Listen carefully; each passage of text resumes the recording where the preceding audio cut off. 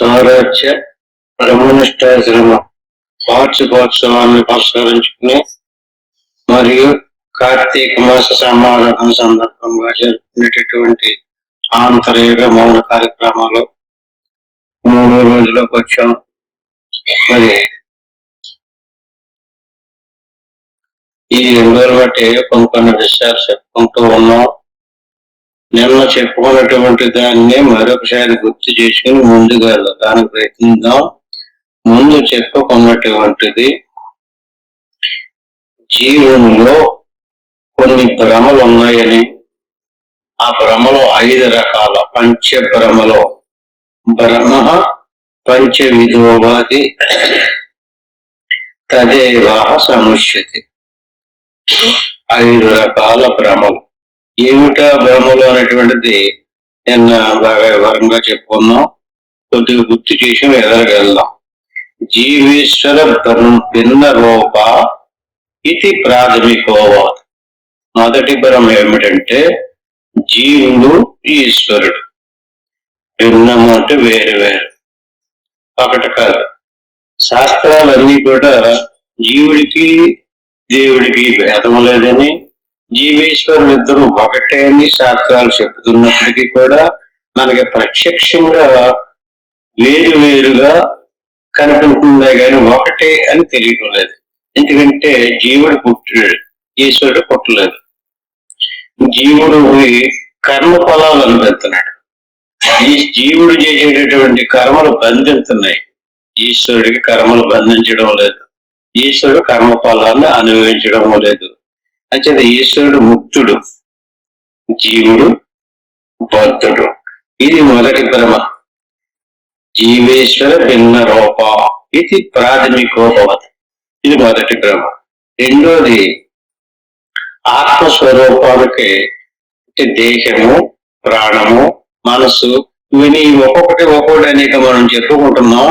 ఇందులో ఆత్మస్వరూపం అనేటువంటిది కర్తృగుణం. ఇది వాస్తవమే. అంటే ఆత్మే అన్ని కర్మలు చేసి సుఖ దుఃఖాలు అనిపించేది ఆత్మే. శాస్త్రాలేమో ఆత్మ సుఖ దుఃఖాలు అనిపించడం లేదు. భగవద్గీతలో కూడా ఆత్మకు పుట్టుక లేదు, సావు లేదు. ఆత్మ సచ్చిదానంద స్వరూపం అని చెప్పుతున్నప్పటికీ కూడా మనకు మాత్రం అది నిజం అనిపించడం లేదు. ఆత్మే పుట్టినట్టుగా, అంటే శరీరం పుడితే మనం శరీరమే మనమని మనమే పుట్టినట్టుగా భ్రాంతి చెందుతున్నాం. ఇది రెండోది.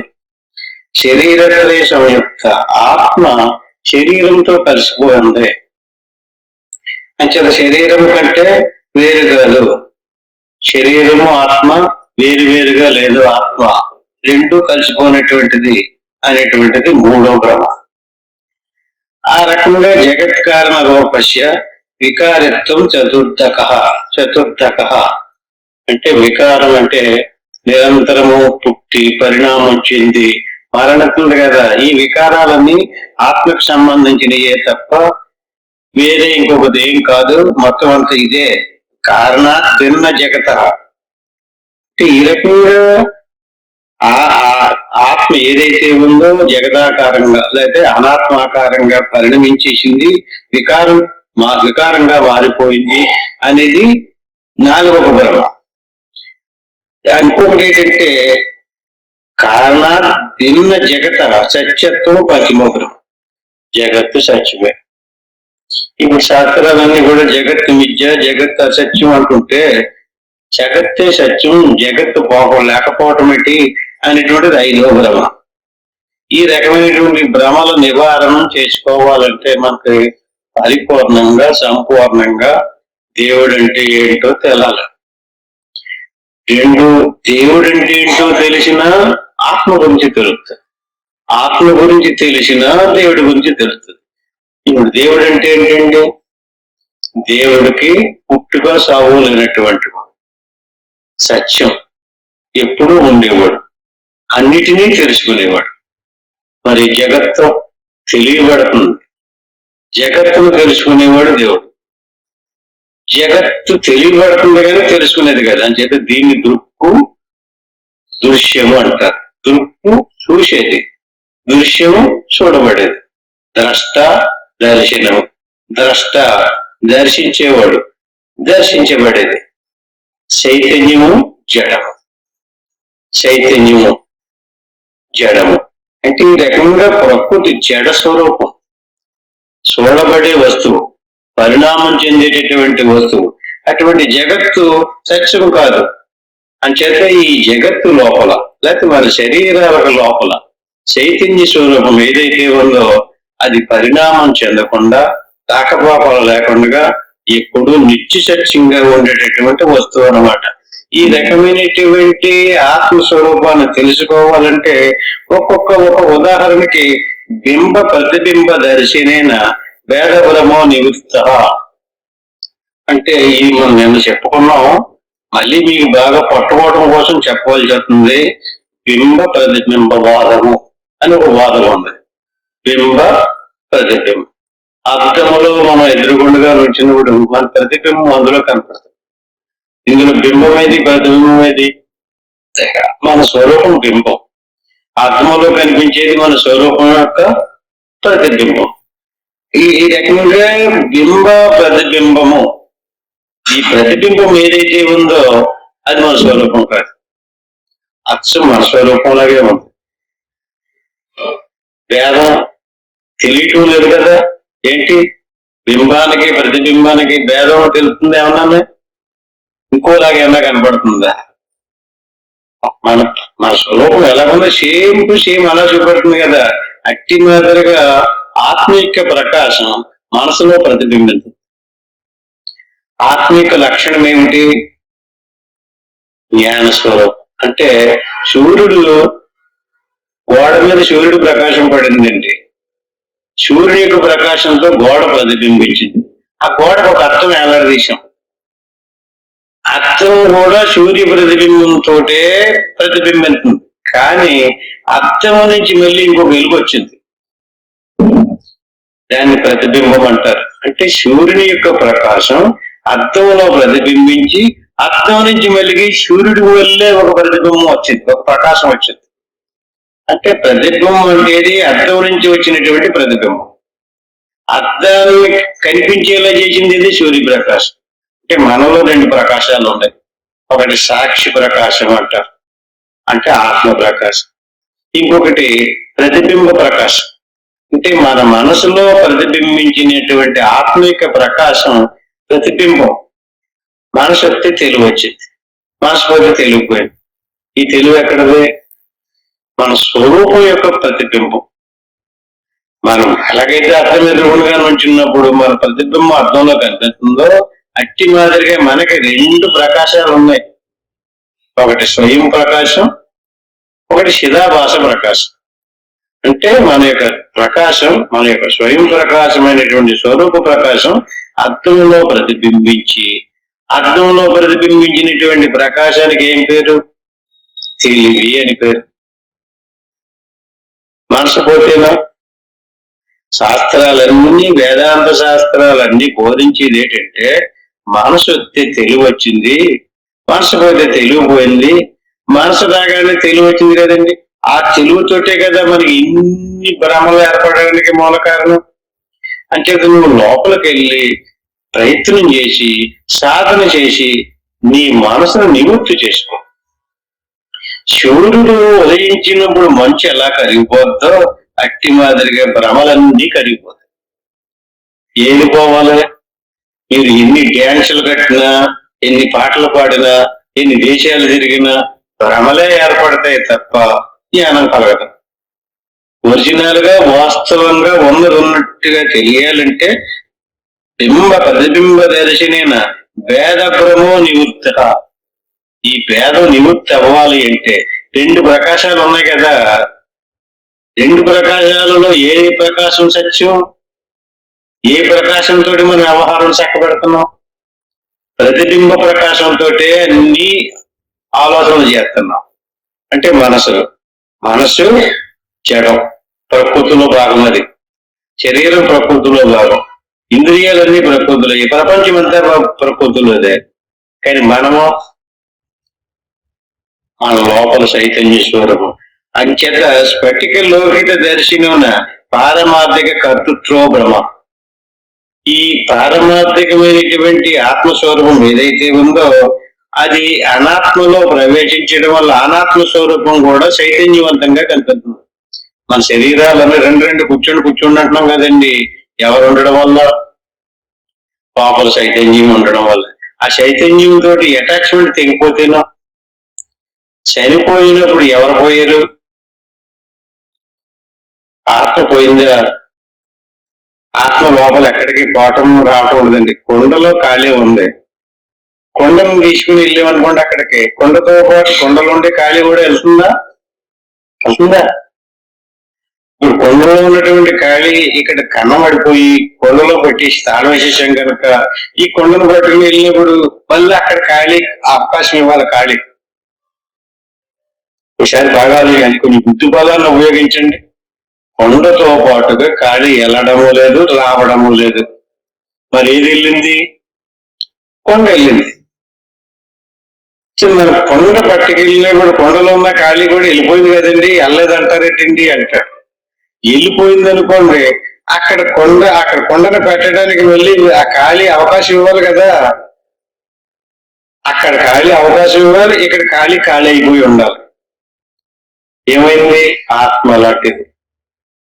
అంటే మనకు భ్రమ కలుగుతుందే కానీ అంటే సరైనటువంటి జ్ఞానం కలగకపోవటం వల్ల, వాస్తవాన్ని దర్శించకపోవటం వల్ల మఠాకాశ దర్శనేన ఘటాకాశం ఉంది, మఠాకాశం ఉంది. పేరుకే ఘటాకాశం మఠాకాశం అని ఉపాధులు చెప్తేను అట్టి మాదిరిగానే జీవుడు ఈశ్వరుడు పేరుకే. నిజానికి ఇద్దరు ఎవరు? బ్రహ్మమే. అంటే మాయ ఆవహించడం వల్ల ఈశ్వరుడు అన్నారు, అవిద్య ఆవహించడం వల్ల జీవుడు అన్నారు.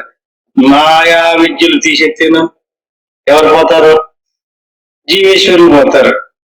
ఘటాకాశం మఠాకాశాలు పోయినట్లుగా ఘటాన్ని కొండని గోడల్ని తీసేస్తే పేర్లే పోతనే కాలిపోతుందా?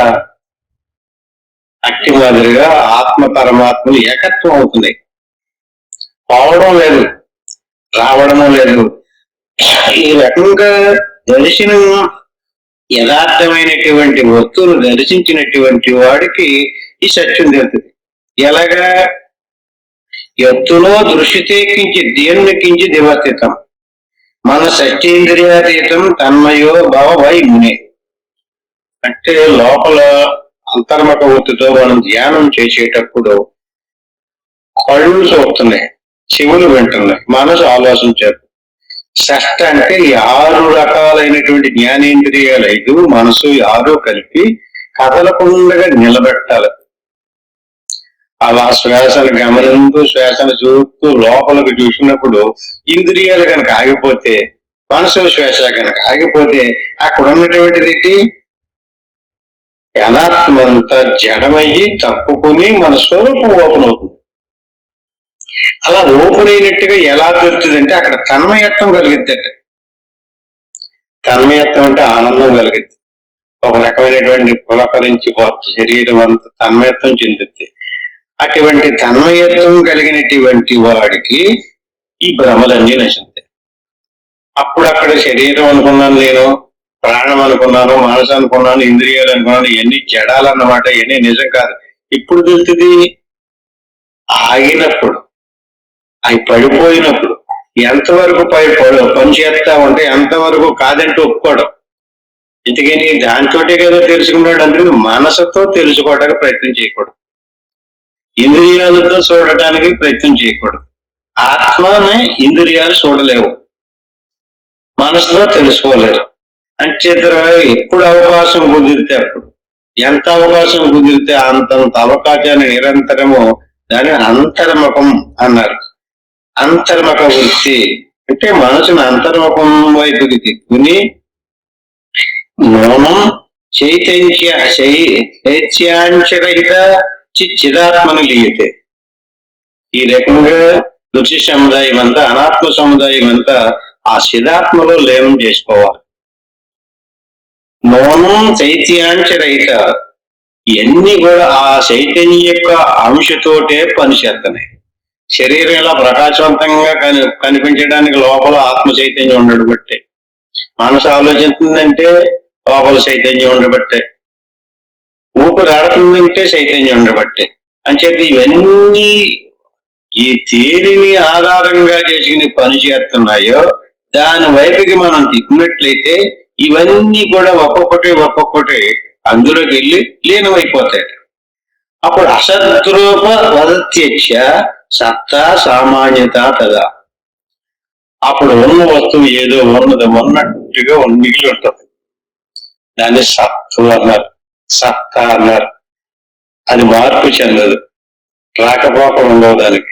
నేనున్నాననేటువంటి ప్రతి ఒక్కడికి అది ఎప్పుడు కూడా ఇప్పటికీ కూడా నేనున్నాననేటువంటి జ్ఞానం నశించడం లేదు, ఎప్పుడు ఉంటుంది.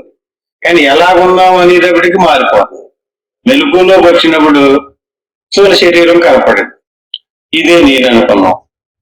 స్వప్నం వచ్చింది, స్థూల శరీరం మరుగుపడింది, సూక్ష్మ శరీరం వచ్చింది.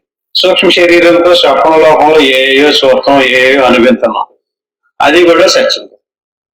ఇంకా అంత లోపలికి వెళ్తే సుషుప్తి, అక్కడ కూడా ఏమీ తెలియడం లేదు, అంతా గాఢాంధకారమైనటువంటి చీకటి. ఎక్కడ మారుతుంది? నేను మెలకువలో ఉన్నాను, స్వప్నంలో ఉన్నాను, సుషుప్తిలో కూడా ఉన్నాను. కానీ మెలకువలో ఉన్నది స్వప్నంలో లేదు, స్వప్నంలో ఉన్నది సుషుప్తిలో లేదు, సుషుప్తిలో ఉన్నది స్వప్నంలోని మెలకువలోని కూడా లేదు. ఒక్క అవస్థకే పరిమితమైనటువంటిది ఈ స్థూల శరీరం, ఈ జగత్ ప్రపంచం. జాగ్రత్త అవస్థకి సంబంధించినటువంటిదే ఈ ప్రపంచము శరీరం. జాగ్రత్త అవస్థ నుంచి లోపల ఇంకొక అవస్థలోకి వెళ్ళాడా మొత్తం ప్రపంచం అంతా క్లోజ్ అయిపోతుంది. అట్టి మాదిరిగానే స్వప్నావస్థ నుంచి సుషుప్తులకు వెళ్ళేటప్పటికి స్వప్నావస్థకి సంబంధించినంతా క్లోజ్ అయిపోతుంది. మళ్ళీ సుషుప్తు నుంచి మెరుగులోకి రాగానే సుషుప్తు క్లోజ్ అయిపోతుంది. కానీ నువ్వు మూడవస్థలోనే ఉన్నావు. మూడవస్థలోనే ఉన్నటువంటి నిన్ను వదిలేసి ఏ అవస్థ మన ఎదురుగుండగా వస్తే ఆ అవస్థనే పట్టుకుని అవస్థకు సంబంధించినటువంటి వస్తువులు నాయని భ్రాంతి చెందుతున్నాం.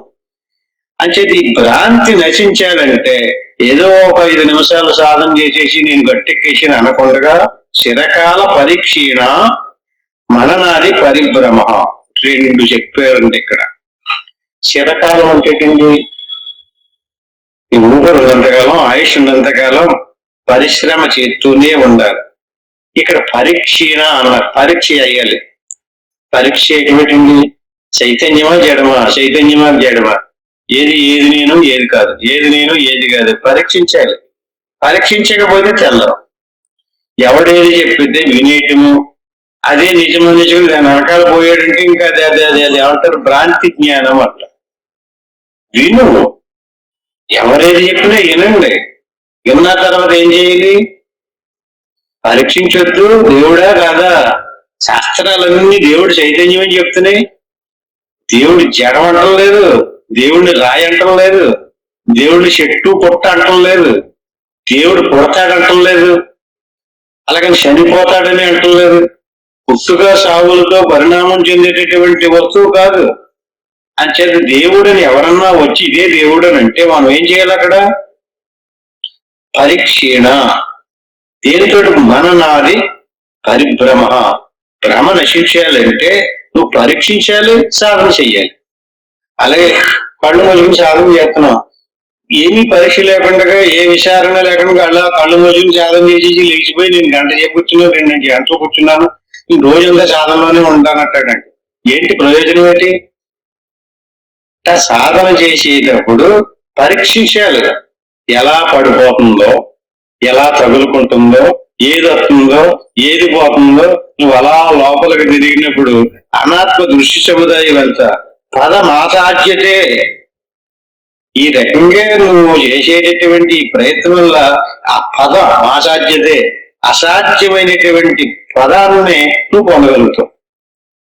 పదం అంటే స్థానం, పదం అంటే చోటు. పదం అసాధ్యతే. అసాధ్యం అంటే పూజల వల్ల కానీ, పదం ఆచార్యతే పుణ్యం, పుణ్యం వల్ల కానీ అది లభించదు. ఆ పదాన్ని సంపాదించుకోవడానికి నేను ఏదో వారం చేస్తానో వర్జం చేస్తానంటే అది లభించదు. అది పదం ఆసాధ్యతే పుణ్యం. ప్రజ్ఞయే వైకయ్యా కదా. అలాగని చెప్పేసి నాకు పెద్ద తెలివితేటలు ఉన్నాయి, నేను శాస్త్రాలన్నీ చదివాను, నాకు దగ్గరగా కంఠం ఉంది, నేను బాగా అరుపుతానల్లా కూడా తెలియబడదు. రెండు చూపించేటి ఇక్కడ. పుణ్యం వల్ల ఆ పదాన్ని పొందలేడు, ప్రజ్ఞ వల్ల కూడా ఆ పదాన్ని పొందలేడు. ప్రజ్ఞ ఎక్కడుంది, తెలివి ఎక్కడుంది? మనశక్తి వచ్చింది, మనసు పోతే పోతుంది. మనసుతో వచ్చినటువంటి తెలివితో ఆ పదాన్ని పొందుతావా? మనసు వచ్చిన తర్వాత ఇంద్రియాలు వచ్చినాయి, ఇంద్రియాలతో చేసిన పని వల్ల ఆ పదాన్ని పొందుతావా? ఆలోచించండి, బుద్ధిని ఉపయోగించండి. ఆ పదాన్ని పొందాలి అంటే ఏం చెయ్యాలి? పదం అసాధ్యతే. ఆ పదం సాధ్యమైంది కాదు, అది అసాధ్యమైనటువంటిది. పుణ్యం వల్ల సాధ్యం కాదు, తెలివితేటల వల్ల సాధ్యం కాదు. మరి దేని వల్ల? ఈ అనాత్మనంతటినీ కూడా లయం చెయ్యాలి. నీకు తెలివి ఉంటే, నీకు బుద్ధి ఉంటే, నీకు జ్ఞానం ఉంటే, నీ బుద్ధిని, నీ మనసుని లోపలికి తిప్పు. తిరగదు, పేషి పెడుతుంది. ఎందుకని? బయట తిప్పేసాం కదా. ఎక్కడి దాకా తిప్పేశావు? కాశీ నుంచి కన్యాకుమారి దాకా ఈ దేశం ఏంటి, ఆ దేశం ఏంటి, ఇతర దేశాలు కూడా తిప్పేస్తున్నాం కదా. తిప్పేసి తిప్పేసి తిప్పేసి ఉంటే ఎంత రికార్డ్ అయిపోయి కూర్చుని ఉంది. ఆ రికార్డ్ అయిపోయిన దాన్ని చిత్తము అంటారు. ఎక్కడుంది ప్రపంచం? ఈ చిత్తకోశంలో ఉంది. అంటే దీన్ని ఏం చేయాలి? చిత్తాన్ని నిరోధించాలి. చిత్తస్య నిరోధ, చిత్తాన్ని నిరోధించడాన్ని యోగము అంటారు. అంటే ఏమీ లేదు, మనసులో ఉన్నటువంటి ఋషి సముదాయాన్ని కూడా ఒక్కొక్క దాన్ని ఏదేసి తీసేసేమనుకోండి, అప్పుడు ఏమవుతుంది? ఖాళీ అయిపోతుంది. ఖాళీ అయిపోయినటువంటి మనసు స్వచ్ఛం అయిపోయింది కదండి. ఖాళీ అయిపోయినటువంటి మనసులో ఏ రకమైనటువంటి దృశ్యాలు లేనటువంటి మనసే ఆత్మ. ఇదేంటండి, మనసేమో తీసేయాలంటున్నారు, మళ్ళీ మనసు బాగా ఆలోచించండి. ఏ రకమైనటువంటి ఇది దేవుడు అది దేవుడు అని ఏ రకమైనటువంటి ఆకారాలని మన మనసులో ప్రవేశపెట్టామో ఆ మనసులో ప్రవేశపెట్టినటువంటి ఆకారాలన్నీ తీసేయాలి. ముందు మనం చెప్పను, అస్థి భాతి ప్రియం నామం రూపం ఆద్యత్రయం బ్రహ్మరూపం తదోద్వయం జగద్రూపం. ఇది బాగా గుర్తు పెట్టుకోండి. దీనికి 5 లక్షణాలు ఉన్నాయి. అస్థి అంటే ఉండేది, భాతి ఉండింది, ఉండినట్టుగా లేదు, ప్రకాశింతూ ప్రకాశాన్ని వస్తుంది. భాతి ప్రకాశం ఇవ్వటమే కాదు, తనంటే తనకి ప్రియం. ప్రియం అంటే ఏంటండి? ఇష్టం. ప్రపంచంలో ఎవరికైనా సరే వాడంటే వాడికి ఇష్టం లేనటువంటి వ్యక్తిని ఎవరన్నా చూపించండి, చంటి పిల్లలు కూడా వాడంటే తనకు చాలా ఇష్టం. ఇంకా అతి అంటే ఉండుట, వాతి అంటే ప్రకాశించుట, ప్రియం అంటే ఇష్టమై ఉండుట. నామం రూపం ఉంది అంటే మనసులో ఉన్నటువంటి మనసు ఉంది, అస్థి. వాతి ప్రకాశిస్తుంది, ప్రియంగా కూడా ఉంది. కానీ అందులో ఇంకేమున్నాయి? రూపం ఉంది, నామం ఉంది. నామం అంటే ఏంటండి? మీరు ఏ ప్రపంచంలో వస్తువులు తీసుకొచ్చి పెట్టినా దానికి ఏముంటది? ప్రపంచంలో ఏ చెట్టు, ఇది మామిడి చెట్టు, ఇది కొబ్బరి చెట్టు అంటున్నారు కదా, ఇది సూర్యుడు, ఇది చంద్రుడు అంటున్నారా? పేర్లున్నాయా? పేరున్న ప్రతి దానికి ఏముంది? ఆకారం ఉందా? ఆకారానికి రూపం. ఆ ఏ ఆకారం ఉందో ఆ ఆకారానికి పేరు నామం రూపం. అస్థివాది ప్రియం 3 నామం రూపం. అస్థివాది ప్రియం ఆద్యత్రయం బ్రహ్మరూపం. బ్రహ్మం అంటే ఏమీ కాదు, అస్థివాది ప్రియము లక్షణాలతో కూడుకున్నటువంటిది బ్రహ్మం, నామరూపాలతో కూడుకున్నటువంటిది జగత్. నువ్వు జగత్తును దేవుడిగా ఎంతవరకు భావన చేస్తావో అంతవరకు నువ్వు పుడుతూ సత్తు ఉంటావు. ఎంతవరకు నువ్వు పుడుతూ సత్తు ఉంటావో అంతవరకు నువ్వు కర్మలు చేయాలి, కర్మ ఫలాలను అనుభవించాలి. అంచేత నువ్వు ఏం చెయ్యాలి? నీ మనసులో ఉన్నటువంటి నామరూపాలన్నిటిని తీసేయాలి. అస్థి బాతి గురి ఉంచుకోవాలి, అది తీసేయిన పోవం. నువ్వు పోవం, ఏ అవస్థలోకి వెళ్ళి ఉంటావు, చనిపోయినా కూడా ఉంటావు. నువ్వు మరణించవు, నీకు మరణం లేదు. కానీ మరణించింది ఏది? శరీరంలో నీ ప్రాణం పోయింది. అంచేత మన స్వరూపం మీద దృష్టి పెట్టాలి. ఈ రక పదమాసాధ్యతే పుణ్యం ప్రతి పైకి అయ్యేదా అంచేది ఏదో పుణ్యం చేసేయడం వల్ల ఈ పదాన్ని పొందొచ్చు, లేకపోతే మంచి ఏ తెలివితేటలు కలిగి శ్లోకాలు మంత్రాలు బాగా చదవడం నేర్చుకుంటే మాకు ఈ పదం వచ్చేది అనుకుంటే మాత్రం అవదు నాయన. అంచేత ఈ ఇదంతా కూడా లైవం గుణ సమాహారం అనాత్మత్వేన పశ్యత. గుణాలతో కూడుకున్నటువంటి వస్తు సముదాయాన్ని లయం చేసుకోవాలి. దానికి ఒకటే మార్పు సాధన. మనసు లోపలికి తిప్పి ఏ రకమైన ఆలోచనలు వస్తున్నప్పటికీ కూడా ఏ ఆలోచన లేకుండా అభ్యాసం చెయ్యాలి, మళ్ళీ మళ్ళీ చెయ్యాలి, మళ్ళీ మళ్ళీ చెయ్యాలి. అలాగ మనసులో ఏ ఆలోచనలు లేకుండా ఎంతవరకు క్షీణించలేదో మనసు అంతవరకు ప్రయత్నం చేస్తూనే ఉండాలి. ఏదో కొద్ది రోజులు చేసేమండి మా వల్ల అవ్వలేదండి, మాకేం కనిపించలేదంటే వదిలేస్తే అది మళ్ళీ మన దురదృష్టం. వదిలేకూడదు, మళ్ళీ మళ్ళీ చేస్తూనే ఉండాలి. అలా చిరకాలం అలా సాధన చేస్తూ ఉండగా కొంతకాలానికి మనసు కదలకుండా ఆగిపోతుంది. మనసులో ఏ రకమైనటువంటి నామరూపాలు, దృశ్యాలు, భావాలు మన భావనే ఇక్కడ ప్రధానం. మన భావన మనం కరెక్ట్ గా గుర్తు పట్టుకుని ప్రయత్నం చేయలేదంటే సాధించలేము. అందులో గడివేసి ఇందులో గడివేసి అది బాగానే ఉంది ఇది బాగా ఉంది అనుకున్న వాడికి మళ్ళీ ఖచ్చితంగా వచ్చేస్తుంటది. ఈ రకంగా ఈ రకమైనటువంటి నామరూపాలతో కూడుకున్నటువంటిది ఘనవాసన మేతత్తు చేత కర్తృత్వ భావనం. అంటే అలా రోజు రోజుకి ప్రతి జన్మలోనూ చూసినటువంటి ఈ దృశ్య సముదాయం అంతా ఏమైంది? ఘనవాసన అన్నారు. ఘనం అంటే నీరు గడ్డ కడితే ఏమంటారు దాన్ని? నీరు గడ్డ కట్టిందనుకోండి ఐస్ అంటున్నారు కదా. ఐస్ అనేది అంటే ఏమైంది? గడ్డ కట్టేసింది కదా. గడ్డ కట్టేసిందే గట్టిగా నీరులో ఉండదు, అది కొడితే తగులుతుంది. ఘనం అంటే స్థూల రూపం ధరించేసింది. దాన్ని మనం కరగబెట్టేయాలి. దేన్ని కరగబెట్టాలి? ఐస్ కరిగిపోతే ఏమవుతుంది? వెళ్ళలేదు ఏమవుతుందండి? ఐస్ కరిగిపోతే మళ్ళీ నీరు అయిపోద్దా? నీరైనా ఐస్ అయింది, ఐస్ అయినా నీరయ్యేది, ఆత్మే మనసు అయింది.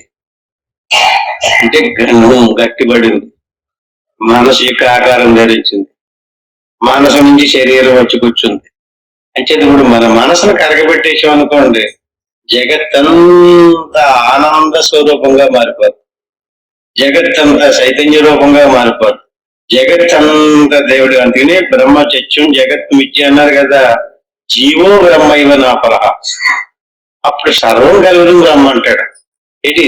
ఎవడి మనసు కరిగిపోయిందో జగత్ అంతా కూడా దేవుడేనండి, నేను దేవుడు ఎక్కడో ఉన్నాడు అనుకున్నానంటాడు. ఈ రకంగా నిరంతరము ఎవడైతే భావన చేయాలో ఎప్పుడు చేయాలండి? చేతజ సంపరిత్యజ్య సర్వభావాత్మ భావన సర్వమాకాశతమేతి నిత్య మంతర్ముఖ స్థితే. అందుకని మనం సంసారం పనులు చక్కబెట్టుకుంటూ ఎవరికి తోచిన పనుల్లో వాళ్ళు ఉండి ఎవరి పనులు వాళ్ళు చేసుకుంటూ నిరంతరము అంతర్ముఖ వృత్తిలో ఉండాలి. ఆవాసనం స్థిరం ప్రోక్తం మనోధ్యానం తదేవశ. అంటే ఈ ధ్యానం చేయడానికి ప్రారంభపు స్థితిలో ఒక ఏకాంత స్థానంలో కూర్చుని ఇతరులతోటి మాట్లాడకుండా బాహ్య సంబంధమైనటువంటి తగ్గించుకుని తదేవ కేవలీ భావం శాంతైవ తత్సదా. అంటే మనసు శాంతించేదాకా ప్రయత్నం చేయాలి. ఆవాసనం స్థిరం ప్రోక్తం అంటే శరీరాన్ని ఇలా కదుపుతూ అలా కదుపుతూ ఇలాగా చేస్తుంటే కాదు. ఆవాసన అంటే కదలకుండా కూర్చోమని, స్థిరంగా కూర్చోమంటున్నాడు. మనసులో ఏ ఆలోచనలో రానివ్వకుండా శరీరాన్ని కదపకుండా అంతర్ముఖ వృత్తుల్లో మనసును లోపలగా తిప్పుకుని ఈ రకంగా ప్రయత్నం చేస్తే అప్పుడు ఏమైంది? మనోధ్యానం తదేవశ. ప్రారంభంలో మనం బలవంతంగా సాధన చేయవచ్చు. కొంతకాలానికి రాగా మనోధ్యానం, మనసే ఆటోమేటిక్ గా ధ్యానంలోకి తిరిగిపోతుంది. అప్పుడు మనం చేయక్కర్లేదు అంటున్నాడు. అంటే మనోధ్యానంలోకి వెళ్ళేదాకా మనం ప్రయత్నం చేయాలి. వ్యాస మీద మనసు పెట్టాం, తిరిగి వచ్చేసి మళ్ళీ పెట్టు, మళ్ళీ నీకు పని ఉంటే నీ పని చేసుకో, ఖాళీ అయిపోయిన తర్వాత మళ్ళీ కూర్చో, అది కొన్ని మంచులు తాగు, కొన్ని మొహం కడుక్కో, మళ్ళీ కూర్చో. ఈ రకంగా చేయగా కొంతకాలానికి మౌనోధ్యానం మనసు పట్టుకుంటుంది. ఇప్పుడు మనం బలవంతంగా మనసును శ్వాస మీద పెట్టమంటున్నాం. కాదు, మౌనోధ్యానం అంటే శ్వాస మీదకి మనసు వెళ్ళిపోతుంది. అప్పుడు దాన్ని తీసుకొద్దారన్నా మనసు దాన్ని పట్టుకుని వదలదు, అలవాటు అయిపోతుంది. అది అభ్యాసం చేసేటువంటి వాడు మన సభ్యుల్లో కూడా ఉన్నారు. అలాగే మనోధ్యానంలోకి వెళ్ళి మనసు రావట్లేదండి, శ్వాస మీద అలా ఉండిపోతుంది అన్న వాళ్ళు కూడా ఉన్నారు. ఆ రకంగా ఎవరికైతే జరిగిందో ఈ రకంగా తదేవ కేవలీ భావం, కేవలం తదే ఆ ఆకారంగా మారిపోతాడు. ఎవడైతే మనసు ఆ రకంగా మనోధ్యానంలోకి వెళ్ళిందో తదేవ కేవలీ భావం, దాని స్వరూపంగా మనసు మారిపోతుంది. అంటే మనసుకు ఒక లక్షణం ఉంది, దేని వైపుకి తిప్పితే అది అవే గుణం దానిపం. ఎలాగా చిత్రం ఏంటండి, మనం ఆవు అనేది మనసుకు తలంపుకు తెచ్చుకున్నాం అనుకోండి, ఆవాకారం జరుగుతుంది.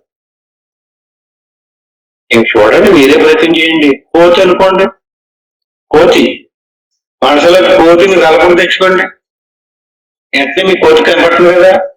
ఎక్కడి నుంచి వచ్చింది కోతి? బయట నుంచి వచ్చిందా? మీరు కోతి అనుకున్న తక్షణం కోతి ఆకారం ధరించింది కదా. ఎలా వచ్చింది కోతి? బయట నుంచి రాలేదు, అంతఃకరణం కోతి ఆకారం ధరించింది. వెంటనే కోతి ఆకారం ధరించగానే అంతఃకరణం మందు ఉన్నటువంటి చిదాభాస ప్రకాశం ఆ కోతిని ప్రకాశింపచేస్తుంది. చూడండి, సినిమాలో తెర మీద బొమ్మ పంపిస్తారు కదా, ఏంటి పంపిస్తారు తెర మీదకి? తెర కడతారండి, తెర కదలకుండా పెట్టారు, దాని మీదకి ఏం పంపించారు? ఎలుగును దండించారు. చూడండి, దాన్ని ప్రొజెక్టర్ నుంచి ఎలుగును పంపిస్తారు. ఆ ఎలుగుకి మధ్యలో ఫిలుం పెడతారు, ఫిలుంలో ఉన్న కోతి. ఈ ఫిలుంలో ఉన్నటువంటి కోతి ఎక్కడ కనపడుతుంది? తెర మీద కనపడుతుంది. ఎలుగు చిదాభాస అంటే ఎలుగు చిదాభాస యొక్క ప్రకాశంతో ఆ కోతి బొమ్మ కనపడుతుంది. ఈ రకంగా నిరంతరం మనం ఏదో వస్తువులు తలంపుకు తెచ్చుకుంటుంటే, ఏది తలంపుకు తెచ్చుకున్నామో అది మనమే కల్పన చేస్తున్నాం. ఆ ఆకారాన్ని మనసు ధరించింది, మనసు ధరించినటువంటి ఆకాశాన్ని చిదాభాస ప్రకాశింపజేసింది. చిదాభాస ప్రకాశంతో ఆ మళ్ళీ దాన్ని తీసేసి ఇంకో దాన్ని పెడతాం మనం. ఆ కోతి బొమ్మను ఎలా ఉంచితే ఒప్పుకోవడం, మళ్ళీ కుక్క బొమ్మ అంటారు. అంటే మన మనసు నిరంతరం అలాగే ఏదో ఒక బొమ్మను, స్త్రీ బొమ్మనో పురుష బొమ్మనో, బంగారాన్నో ఎండునో ఒత్తునో, ఏ ఊరమ్మడెళ్ళామో, ఎక్కడ సన్మానం చేశారో, ఎక్కడ సంతోషపడ్డామో, ఎక్కడ ఏడిచామో, ఎక్కడ నవ్వామో, ఇవన్నీ మనసు తీసుకొచ్చారు. రీలు తిప్పుతుంటది. ఆ రీలు తిప్పేదాన్ని అంతటిని మనం చూస్తూ ఉంటే ఆనందంగా కేరింతలు కొట్టు తాళం డప్పులు వేస్తుంటాం. అంటే ఏంటి, ఎక్కడి దాకా వెళ్ళాలి? తదేవ కేవలీ భావం. దేన్ని అనుకుంటే మనసు చాలా ప్రమాదకరమైనటువంటి, దేన్ని అనుకున్నావో అదే చెప్తే మళ్ళీ బహిర్ముఖంగా దేన్ని చూసామో దాన్ని ఫోటో తీసేది. చూడండి, కంటితో ఏదైనా చూసామనుకోండి, ఆ చూసిన దాన్ని ఫోటో తీసేది. తీసేసి ఊరుకుందా లోపల పెట్టేసుకుంది, రికార్డులో పెట్టేసుకుంది. రికార్డులో పెట్టేసుకున్న దాన్ని నువ్వు చక్కగా స్నానం చేసి అక్కడ తెలియించుకుని దేవుడు ఎదురుగా సాధనలో కూర్చున్నప్పుడు నువ్వు ముందాక రికార్డు చేసి పెట్టింది వచ్చుకుంటావు. నువ్వు దేని తీయాలి? ఈ మనసులో ఈ తీసుకొచ్చేటటువంటి వాటిని తీసిస్తే తదేవ కేవలీ భావ, ఆ భావంగా అక్కడ ఉన్నటువంటి వస్తువు యొక్క భావంగా మారాలంటే ఆ వస్తువుని పదే పదే నువ్వు చూడాలి.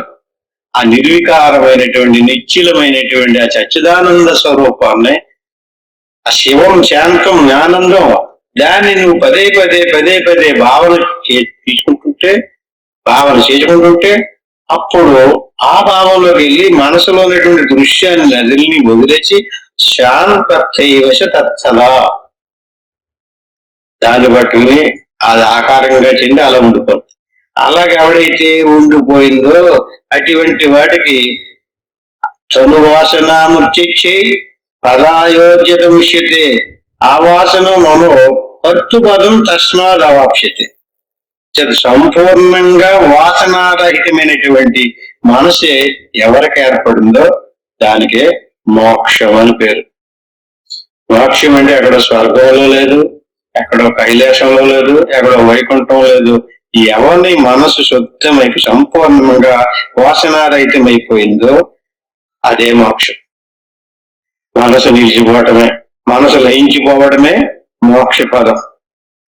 వాసనారాహిత్యమిచ్చే కర్తృత్వ పదముకు మోక్షమును పొందుతున్నాడు. అందుకని మనం నిరంతరం ఏం చేయాలి?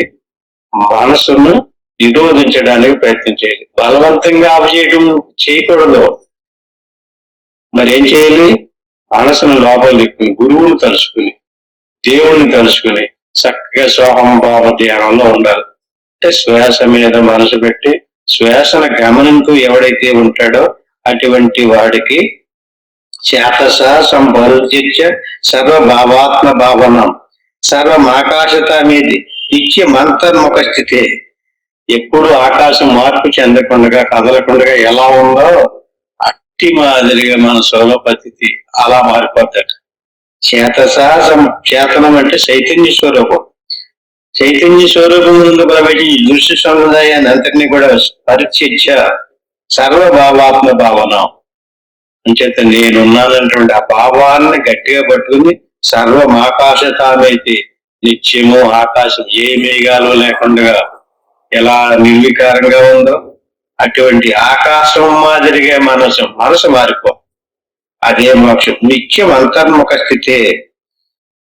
ఈ రకంగా అంతఃచేతనతాయాం తు లబ్ధాయాం చేతనం జగత్తు అంత సృష్టోపతప్తానం తావదాహమయం జగత్తు. అటువంటి వాడికి మొత్తం జగత్ అంతా ఇదేటి, జగత్ ఇలా శాంతంగా మారిపోయింది, ఇలా నిశ్చలమైపోయింది, ఏమీ అలసలు లేవు, బాధలు లేవు, భయాలు లేవు, ప్రపంచం అంతా ఇలా ఉంది అనుకుంటాడట. ఎవడి మనసు అలసటగా ఉందో, అశాంతిగా ఉందో, కలుషితంగా ఉందో వాడికి ప్రపంచం అంతా బాధలతోటి భయాలతోటే కనపడతారు. ఎవడి మనసు శాంతమైపోయిందో శీతలతయా చల్లబడిపోయింది మనసు, దృశ్యం లేదు, జగత్ అంతా కూడా అలాగైపోతాడు. దుర్యోధనుడు ప్రపంచం అంతా బాధతో ఉన్నాడు అన్నాడట. ధర్మరాజు గారు ప్రపంచం అంతా సుఖంగా ఉందన్నాడంట. శ్రీకృష్ణుడు అడిగితే ప్రపంచం ఎలా ఉంది, మీ దేశం అంతా సుఖంగా ఉందన్నాడంట ధర్మరాజు గారు.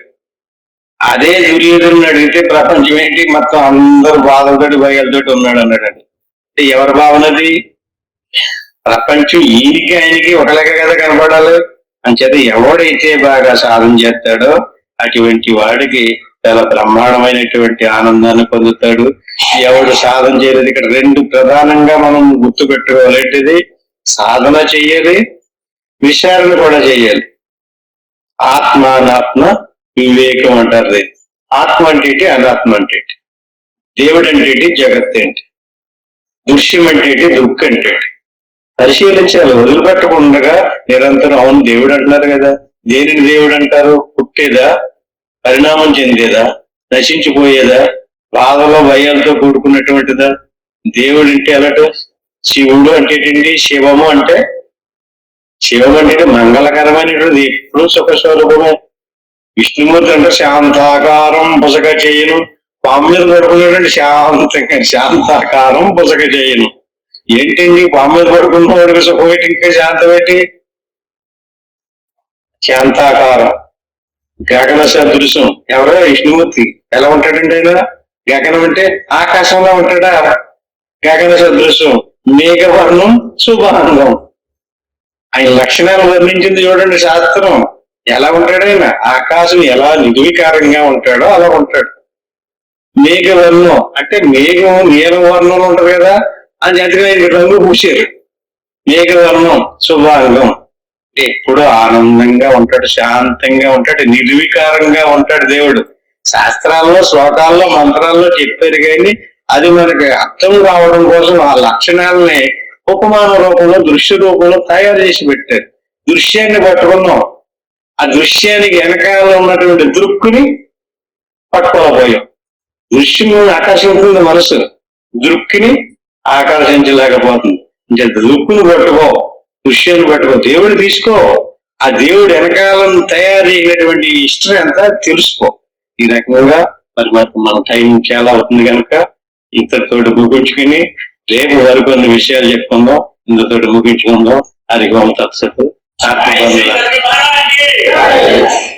ఇప్పుడు ఏదైతే చెప్తున్నామో దాంట్లో కొంతసేపు ధ్యానంలో ఉంది. ఏమనుకోవాలి, ఎలాగనుకోవాలి?